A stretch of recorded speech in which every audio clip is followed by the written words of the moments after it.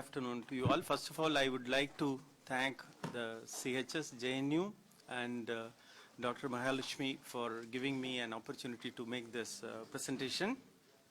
So my presentation is about medieval ceramics and potters in Tamil Nadu. So I'll read out the presentation and then I'll show the PowerPoint. Medieval archaeology is an important area of research which has not been given sufficient attention by the archaeologists.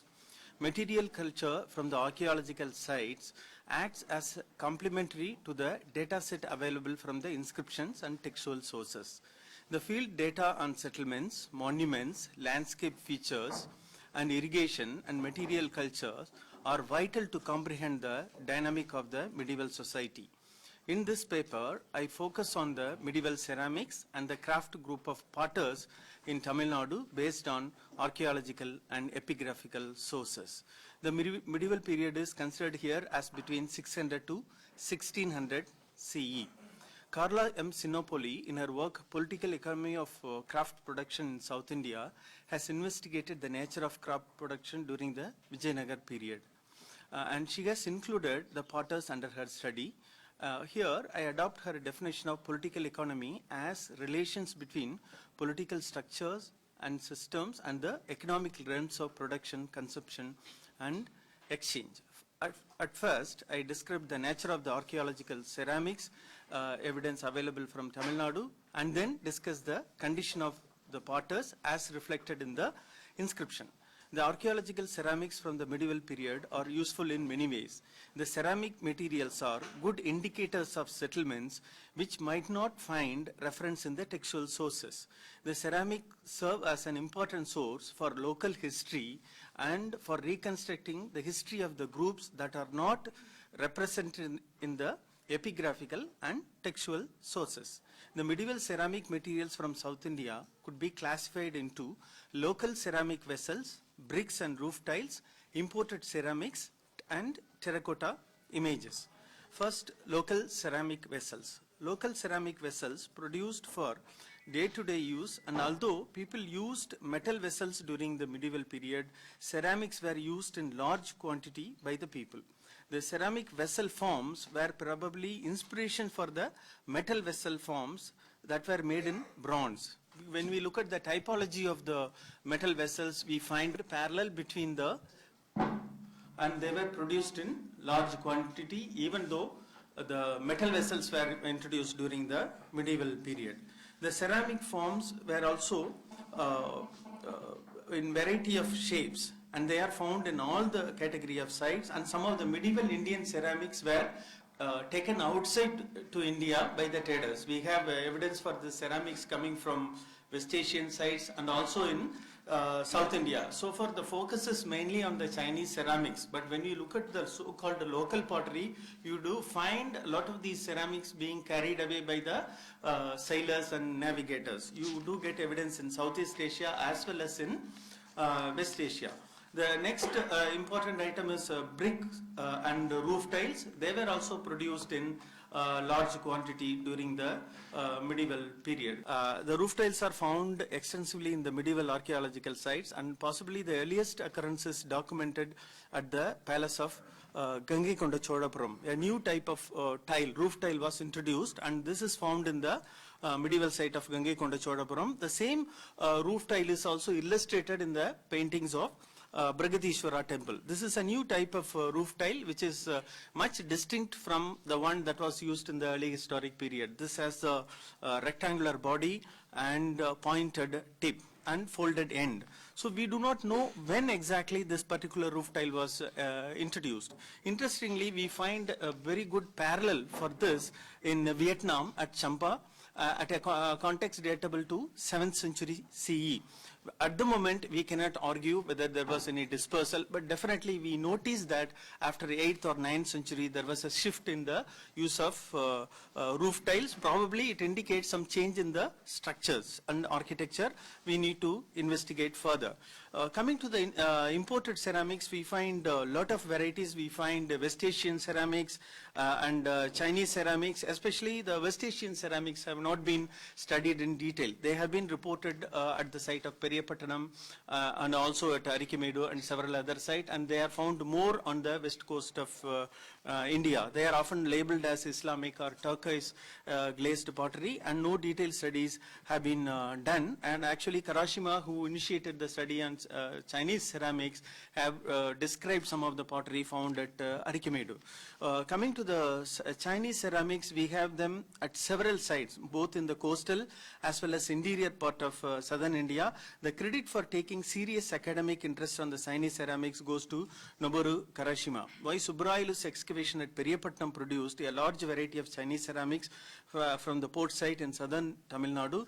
Karashima identifies this site with the Da Padan mentioned in the Chinese sources. The early study of the Chinese ceramics from Arikamedu dated them to the 10th and 12th centuries. So Karashima's and Yo Kanazawa's study dated them more accurately to 13th and 14th century. That is an important shift. He, along with the team of researchers, could date the Chinese ceramics more accurately to the period of 13th to 14th centuries. So the Yuan dynasty of China encouraged the trade activities in the Indian Ocean, and this seems to have resulted in the presence of large number of Chinese ceramics datable to the 13th to 14th centuries along the coastal area of South India, and what are called as Longquan Seladan. The Ming dynasty reversed the trade policies that led to the reduction in Chinese ceramic trade, and this may have boosted the ceramic production and import from Southeast Asia. At the site of Kotapatnam in Andhra Pradesh, excavated by K.P. Rao, H. Sasaki reports some Thai ceramics of 14th century. So this is an important proposition. We need to do further research. In addition to that, we also need to look at the Southeast Asian ceramics found in the coastal area of India. Right now there are two instances which are reported, one from Kotapatnam in Andhra Pradesh, another from Kodungalur. So we need to undertake more studies on these Southeast Asian ceramics rather than focusing only on Chinese ceramic. Another important point which I wanted to make is the Bengal connection to the medieval pottery. Earlier, working on the Indo-Roman trade period, scholars attributed the rouletted ware to the Roman Empire region. But XRD analysis by Gokte from Deccan College has proved that this pottery comes from the region of Bengal. So what we find is the same kind of trade continuing in the late medieval period. You find a lot of fine greyware pottery, very similar to what is reported in the sites of Bengal. I happen to visit some of the sites in the region of Tamilnadu. You do find this pottery occurring along with the Chinese ceramics in the 14th, 15th century, and this pottery has been reported from Arikamedu, Manapattu, which is close to Pondicherry, and also Arivan Kundru, a site in the Rameshwaram island. So clearly we have also, ceramics coming from the region of Bengal to the coast of Tamil Nadu. This also needs to be investigated. Now I am moving to the potters in the early historic period. We have beautiful descriptions of potters in the Sangam literature. These references very beautifully describe about the activities of the potters and also their role. And potters are referred to as Koyavan and also Vedko in the Sangam literature. It appears from the reference in Nattinai that potters performed the rituals. They were the head of the rituals, and we find a lot of reference in poem 293 of Nattinai and also poem 200 of Nattinai. It clearly mentions that they were performing the rituals and they were using nochi tree, which is Vitex negundo, which is actually used as a mosquito repellent by burning. So clearly we have a case here that potters were heading rituals in the early historic period. So what happens in the medieval period? We will come to the medieval period. The formation of state establishment in the medieval period and the changes in the socio-economic organization perhaps reduced the independent status of the potters and many other groups. The political establishment controlled and organized various craft groups and the production, distribution, and consumption as evidenced by the inscriptions. Potters are very frequently mentioned in the inscription in association with the temples and also along with many service providers such as metal workers, toddy tappers, and barbers and other people. So we do have the labels of Kusavan and Kuyam, Vedko and Vedkovar in the inscriptions, and in the recently found inscription of Trivandulur, the copper plate, clearly mentions about the term Mannudayar, and it is a term still used in the lower Kaveri Valley.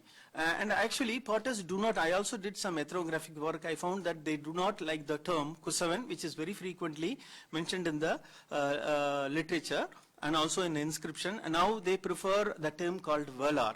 So obviously the term has become very derogatory in the later medieval period. We also have references to the settlement of potters, but very rarely. When compared to the settlements of Paraicheri and Kamalcheri, they are found more frequently. Potters settlements are very rarely referred to. There is one reference in the Veerapandian inscription from Thiruvisalur in Tiruchirappalli district referring to the settlement of Potter. And also there are some sources referring to the clay that is used for making pottery. There is one term called Kusavan Tattu while mentioning the land boundaries of donated land, but we do not know what exactly it means. Probably it shows the area that was used for collecting clay for making pottery. This is again an assumption. So we could assume that in the medieval time when land became a very important commodity, they have allotted certain areas for potters to collect the clay. And also we do get a lot of references to the remuneration for the services offered by the potter as kusakani. This term occurs in some of the inscriptions. And there is also an evidence by the state or the local administration trying to impose a tax or some kind of control on these potters. That is evidenced by the term Kusakanam, which is referred to in the Kasakudi copper plates of Nandivarman II. And again we have another kind of toll. There is something called Sungam imposed on the Kuyavan Tiriyai, that is the potter's wheel. That is also found in the late medieval inscription. In addition to that, we also get a lot of reference to the potters as temple servants. They are frequently mentioned as Kalamidum Kusavan, the potter who offers a vessel to the temple, and the earthen potters very clearly mentioned as Kusakalam, much different from the metal vessels. We do get a lot of reference, and one inscription from 1127 CE from Kanchipuram mentions about the donation of 1 kalam paddy for offering 25 kusakalam. So from here we get some idea about the value of these parts. And there are also other expressions. There is one expression found in the inscription which talks about, the mankalam taharth venkalam parit, which means breaking the earthen vessels and seizing the bronze vessels. It occurs in many of the late medieval inscriptions from Kongu regions. It clearly expresses the brute force of administrators for refusing to pay taxes and abide by certain conditions. This is not in relation to the potter, generally as a punishment for those people who refuse to pay tax or abide by certain condition. This is very important. Here, from this expression, we can understand the value of pottery. Pottery was not considered very important, so naturally they broke the pottery and then recovered the metal vessels, especially the bronze vessels, when somebody refused to pay tax. Another important component here is women as labor force. For this, we don't have any direct reference in the inscriptions. From the ethnographic study, we find a lot of cases where women and children work on the preparation of the clay as well as in the shaping of the vessels. Actually, wheeling is mainly done by men, and after wheeling, they remove the pot and then women work on that, and we get a lot of evidence for this. With this, I am coming to the conclusion part of my paper.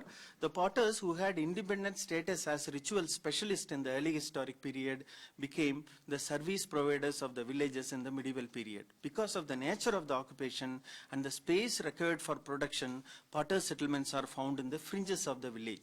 The potters were not considered as important as the weavers or metal workers because of the value of the goods that they produced was very limited. However, the ceramic production was very much controlled by the imposition of taxes on the potters or the wheel, and allotting a specific area for acquiring clay sources by the state or by the local administration. Because of the low value of the earthenware, potters occupied a relatively lower position in the social hierarchy. Now I'll switch over to the PowerPoint presentation. These are some of the medieval settlements. Actually, I am exploring and excavating some of the archaeological site in the lower Kaveri Valley. Interestingly, what I found was wherever these Devaram settlements are there, you interestingly find these Iron Age or early historic or Sangam Age settlements. Probably there is some correlation between the Nadu formation and the head of a Nadu and the presence of Devaram settlements. So in addition to that, we also find a lot of Buddhist sites nearby these. This is the pattern that we see in this valley.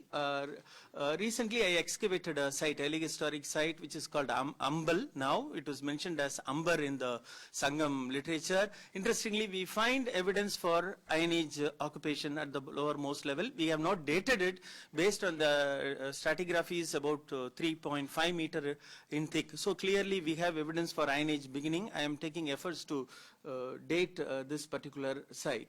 These are some of the crucibles found in one part of the area, and at Ambal there was also a Nagaram which is referred to in the 9th century inscription. So in this area where I excavated, I found some crucibles and also evidence for metal working. So maybe if we can extensively excavate the sites, we can understand their settlement pattern, where exactly in the Nagaram part was located, and we found a small golden fragment which shows some evidence for metalworking, and also jobs tier beads that was found in the excavation.